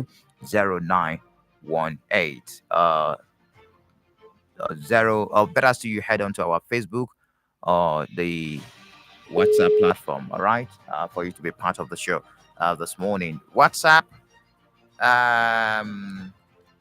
Igwe John Pius says, if Tinubu wants people not to talk bad on Nigeria, he and the APC government should resign and bring the cost of living down faster than anything else, or people will continue to blast them because hungry man is an angry man. Hello, good morning to you. The mic. Yes, sir. You're welcome. My person. Comrade, is that you? Yeah, Mike, it's me. I love the energy you're bringing on board this morning. The man of the people. How am I the man of the people? That sounds like a slogan for someone that is contesting for an elective position. Maybe you should give that slogan to Mary. Comrade. That's because you mentioned my name. Really? Oh, he's back. Go ahead. Mike. Yes. Landlord have come to be a caretaker. Are you aware? I'm not aware. What are you saying? EDP, who have ruled the state how many years? And what happened? Nothing lasts forever. I always tell people that know me that leave a good legacy, even when you are not there. People will stand by you. Look at what is happening. Last time I called because I told you that we have left that Akalelu. We are moving forward. That is the truth of the matter. Naturally, the day of gambling in Ada has gone. There's no two ways about it. We are moving forward. That is one. Two, my open mind statement. Michael, I am urging Dr. Alex to go home and review the contract, the book of contract that we have with the power, EEDC, not EEDC. Aba Power, right? Aba Power. His Excellency, to go and check about people suffering. There is no light. And if there is a city who needs light back to other city is Aba. His Excellency, go and verify what is happening. There's no light in Aba. If we can do it, we are moving forward. And we will get there. Happy birthday, Michael. Thank you. I appreciate you, comrade, for sharing your thoughts with us this morning. Let's head straight to the WhatsApp platform so that we can take as many comments as possible. Someone already accused us of not giving enough time for those on the WhatsApp, those on the Facebook and WhatsApp. So that's one of the messages on the WhatsApp page. We're going to read your message. Said we should allocate more time for those messages so that we can also do a bit of analysis on some of the messages. That's Facebook page now. Then we head straight to the WhatsApp. Okay, from the post we have on Facebook this morning, this one is coming in from Amara OBK. Amara says, good morning, Mary May and Michael Oni. I want to appreciate Enyimba TV and Radio Limited. I really appreciate. I did not see it coming. God bless you guys. And Gabriel Latin says, just a moment. The landlords and tenants, our in-house radio program, there is a prize attached to winning something every week on our Facebook page. I mentioned it last week. Yes. You can win 5,000 naira by responding or answering a question on the Facebook page every week. So Amara won. I cannot win. You can't now. So Mary is rich. You are saying you can't. Gabriel Olata says, good morning, Michael and Mary. So you are going to put inside trouble. President Tinubu orders release of 102,000 metric tons of grains to address hardship and rising food costs. Honestly, I don't know when this government would learn that sharing or selling food to Nigerians even at a cheaper price, can never solve the problem we are currently facing. Let the government ensure the safety of farmers. Let the naira appreciate against dollar. Let the cost of petroleum products come down drastically. Then people may stop complaining of hardship. You can't apply first aid on my wound and expect it to heal just like that. It doesn't work like that. Comrade Elijah then says, Michael Oni and M2, good morning.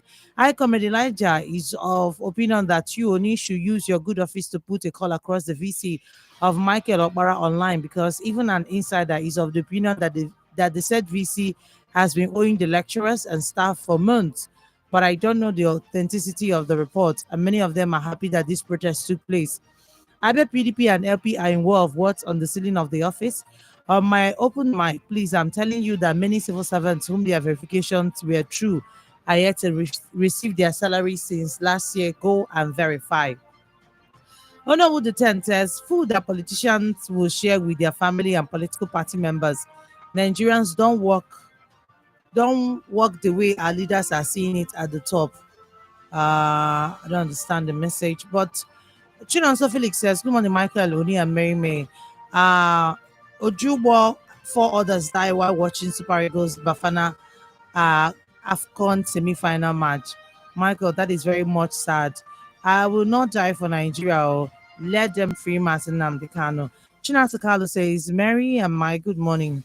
The state government till PDP office in Omar has a work on development. If it is truly the government property, but tell OT to be careful with the people working for him so that they will not turn and shoot his legs. On the food issues, whether sharing or selling, now same people in the government will enjoy it. Nigeria is you say Nigeria is corrupt. You are part of it as well. South Africa threatening Mwabali not to come back to their country. South Africa should be careful. Mike, tell those who are washing car and doing mechanic truck business on New Third Road within the town to stop it, or OT should start arrest. York Street, Mark Street, I want OT, my governor. Abba is sabotaging his efforts in Abba. Imagine these people giving light only at night by 2:30 a.m. and they'll take it by 4 a.m. Ugoise Nwaka says, police will be quick to tell Nigerians that victims of kidnapping were released, but no one will ever hear rescued. Say released. Okay. But no one will ever hear that the kidnappers were arrested. It's obvious the victims' families paid ransom while the police simply went to escort them out of the bushes after their captives released them. John Uchi says, sincerely, Mark and Mary, it's funny but ironically serious. 5 persons died watching Super Eagles match. It means people need to take care of their heart too. NLC and TUC giving 14-day ultimatum. They should just leave Nigerians alone. They have come with their empty threats again. They should stop joining the government to stress Nigerians. Chinedu Mokafu says, good morning, Mike. Governance should be about the people's welfare, but in Nigeria, it's about the political cabal, while the masses suffer hardship in the midst of plenty. The government must initiate quality economic policies that will fix poverty, insecurity, and corruption. Every looted fund and asset belonging to our state should be recovered by all means. The narrative of looting public funds must change in Abia. God bless the present administration. Chibuza Solomon says, thank God it's Friday. I'm testing from Oweraba. Tinubu releases tons of grains to address hardship and rising food costs. That is not what we need now, because if I should ask, if it finish, what will be our fate? They should open up the border for us. Please confirm the rescue of GIG travelers. Thanks be to God. But please, they should sit up that such thing do not happen again. NLC again, they should go and rest for once, because such talk by them will not hold. Then on my open mic, this Ohank rule, let the governor please come to our aid. Rainy season is fast approaching. Thank God Chinenye Ememanna says the rising cost of living is too much, therefore the government should reduce the price of goods and services in the country. Chigazo Bialo says, good morning, MMM. Let the PDP come and clear the air about the sitting of the secretariat. Avoid saying is winch hunting, and President Bola Tinubu direct federal food agencies to share 1 cup of rice tomorrow. Do you understand where you're getting your information from? Right? Chikeze Maduke says, it's quite unfortunate that this present government have no blueprint of Nigerians. Toilet palliative or the other, why we suffer to survive. One Chigozie Lazarus says, my open mic this morning is on the tout Agbero. The governor of Abba State and its aides, in my opinion, are deceiving the people through the radio by saying that they have stopped touting in Aba.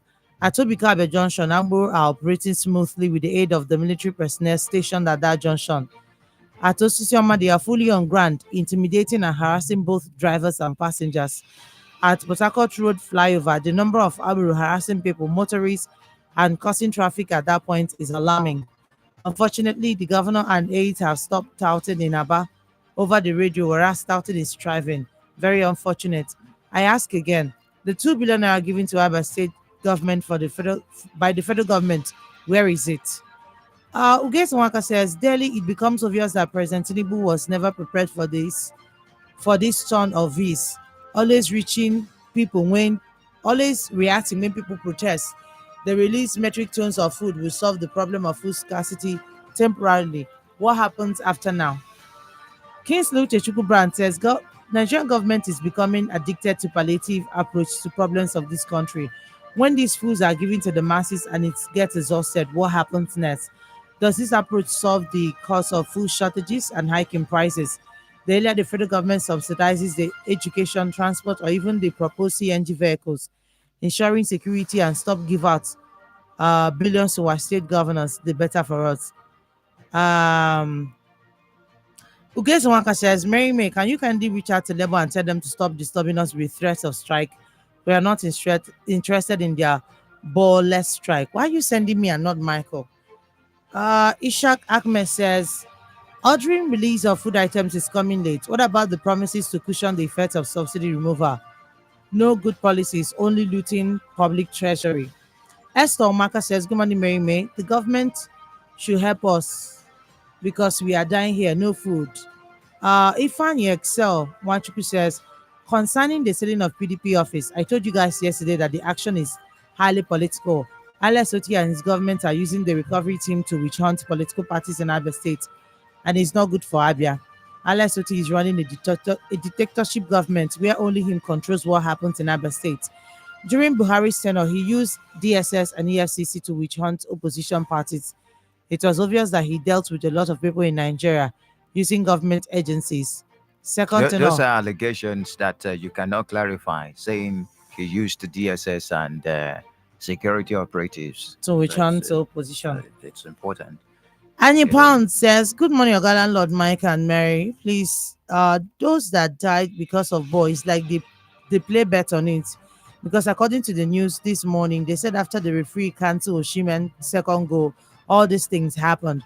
Please, fellow youths, be wise and find something doing. Don't hop on bets. Thanks. Fadiga from Powerline Aba.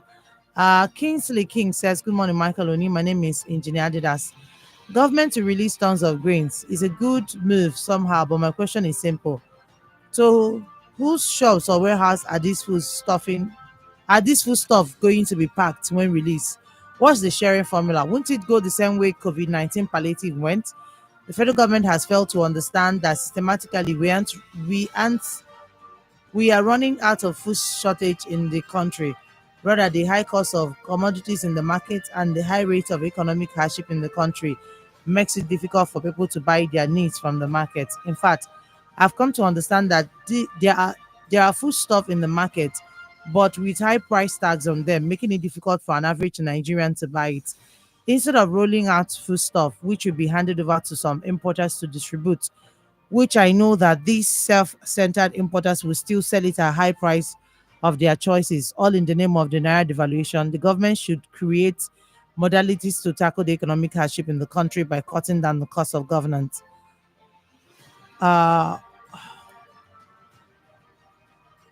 Most of our land borders, open most of our land borders, cut down the importation clearance rate, cut down the price of fuel, gas, and kerosene. Definitely things will get better. Kingdom Mind, Echefulachi King says, good morning, my favorite presenters, Mike and Mary May. I want to say that releasing of 102,000 metric tons of grains to address hardship and rising food costs can't and will never shall not bring an end to the hardship and economic problem facing the country.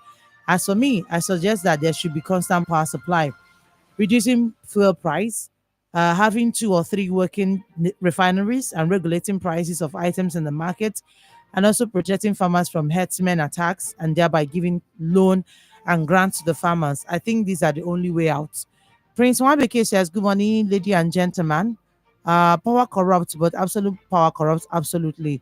PDP corrupt and their properties have to be probed.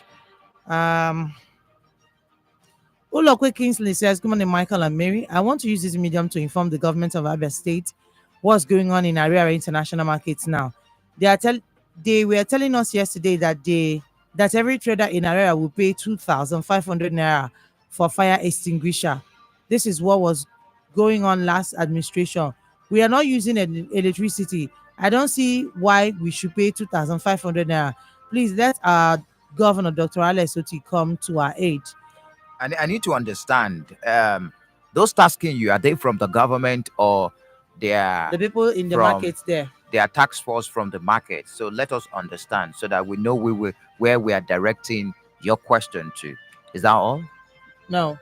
Ron Mazi says, testing from Umbano, which one is 14-day ultimatum again by NSC and TUC? Don't they know before that the federal government will not comply to the agreement? They should go and rest. Talented Benjamin says, good morning, Oga Mike. Auntie Mary May, you are the lady in the house. I will always ask you, how was your night? Auntie Mary May, I always have this joy in me anytime you read my comments, contributions on the program. Thanks so much.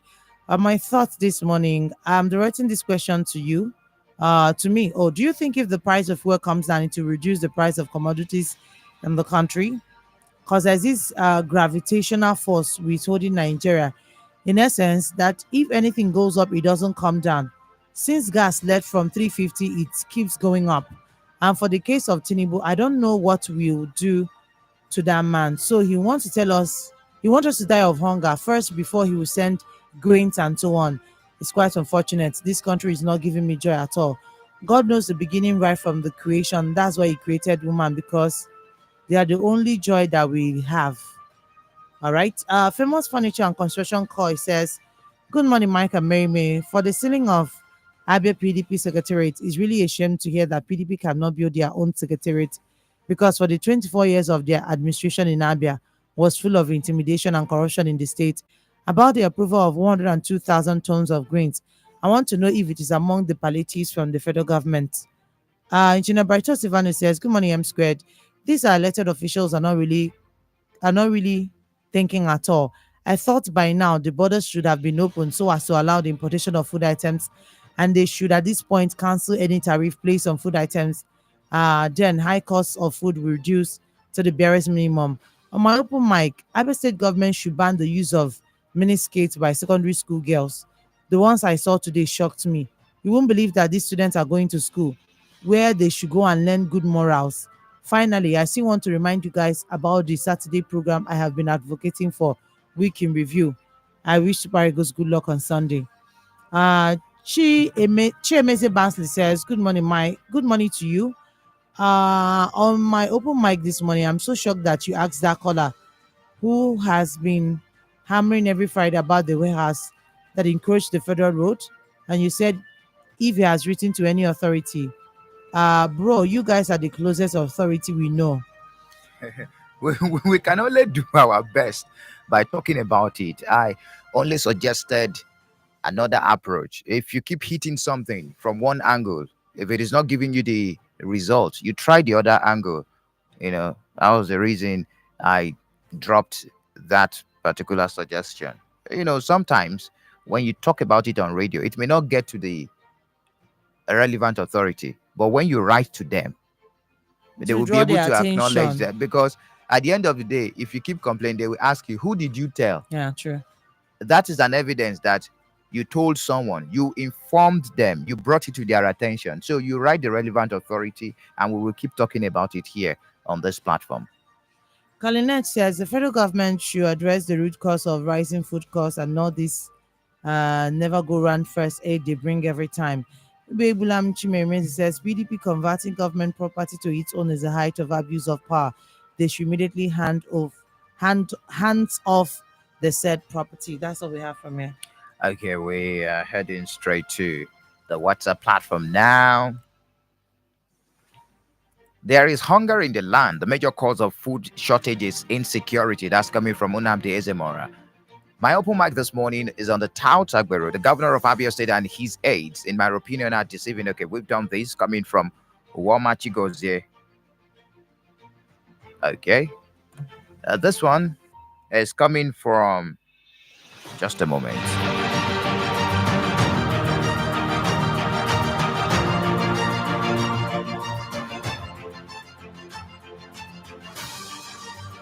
Okay.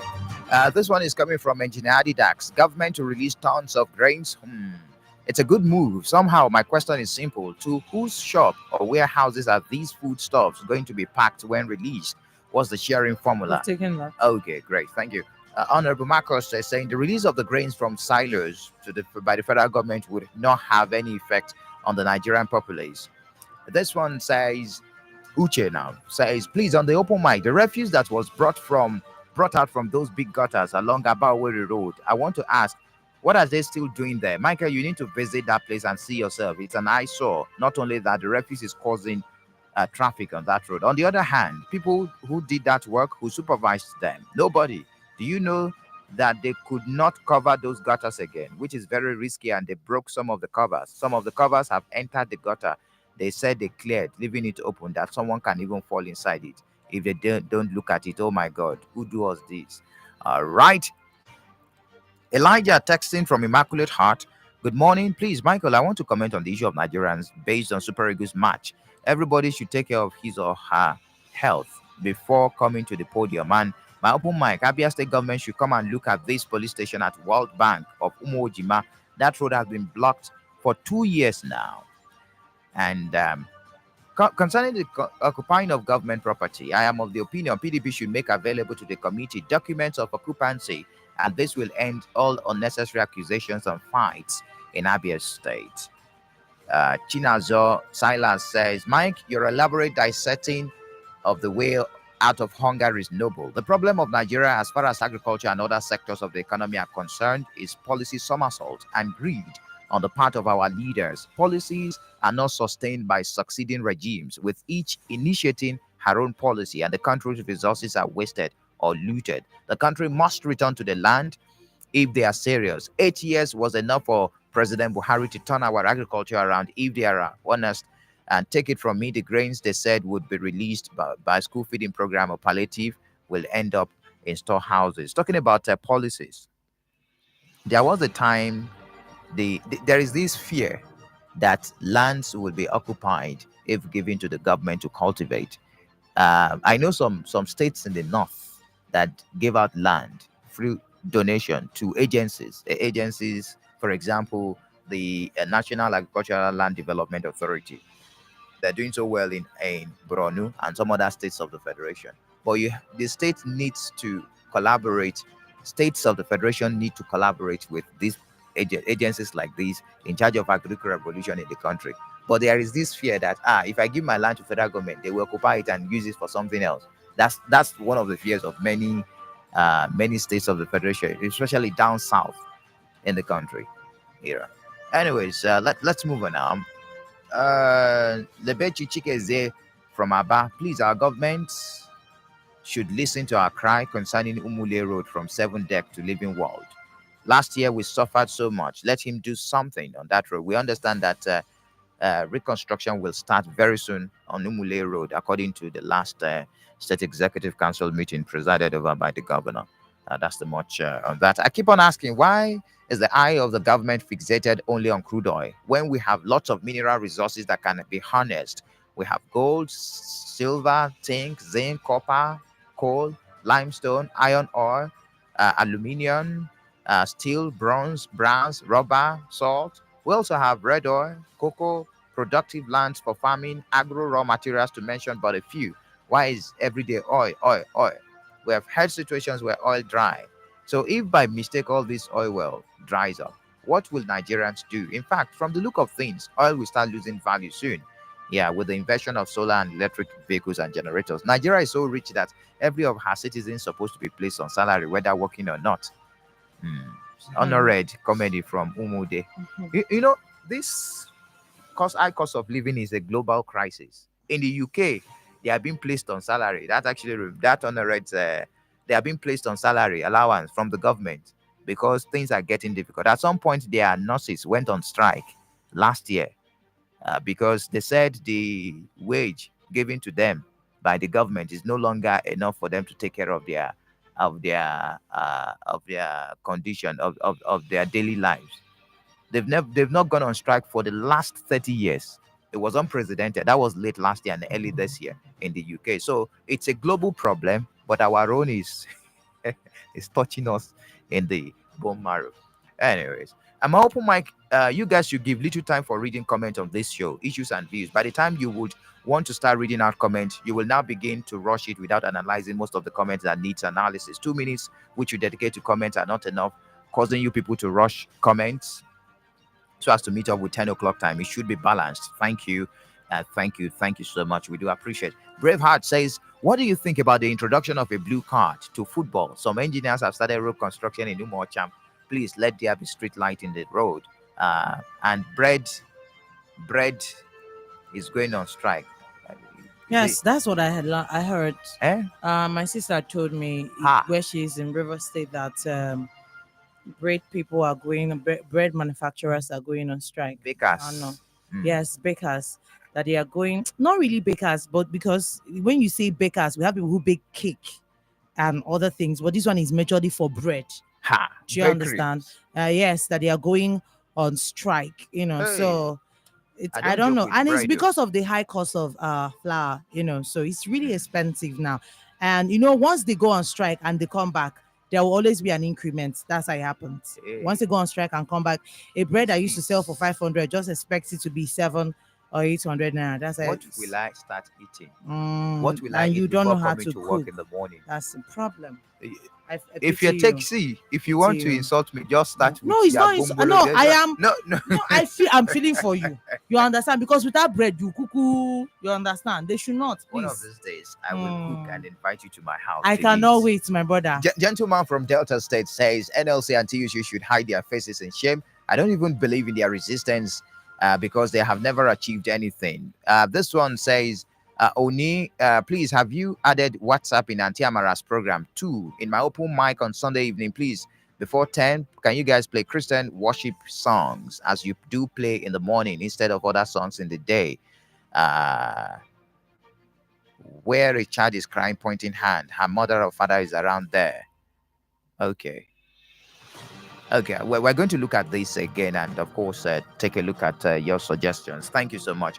This one is from Importer from St. Michael's Road. What is the criteria for the appointment of ministers, economic advisors by the president? The economic hardship prevailing in Nigeria as now removal of subsidy. Adequate logistics was not put in place before removal of subsidy.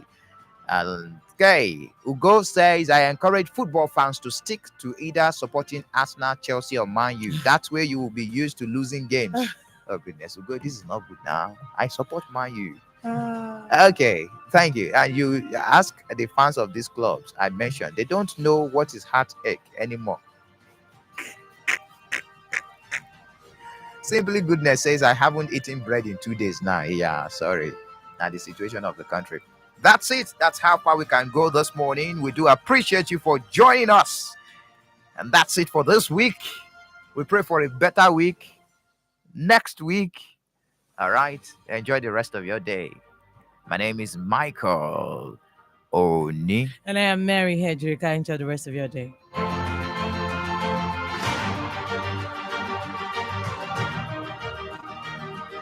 Yeah, man. Yo, man, hold on, man. Y'all got to turn them radios up. Y'all got to turn them up. Turn them radios up. 𝗜𝗦𝗦𝗨𝗘 FM 94.3. 𝗜𝗦𝗦𝗨𝗘 FM. Christ for All Nations Sifan na njikọ aka ọnụ ụlọụka niile dị n'Aba, Ụmụahịa nakwa gburugburu ya na-ekwupụta maka ọgbakọ oziọma nke Evangelist Daniel Kolenda ga-ekwu okwu na ya bụ onye nọchiri Rehand Bonki onye mgbasa oziọma. ọgbakọ oziọma bụ nke ga-adị site na Wednesday abalị 21 wee ruo Sunday abalị 25 ọnwa Febụwarị afọ 2024. Ebe nke a ga-akpọtụ bụ na Ngwa High School maka Aba Region 1 nakwa Meteorological Complex nke nọ na ncherịta ihu Obi Ngwa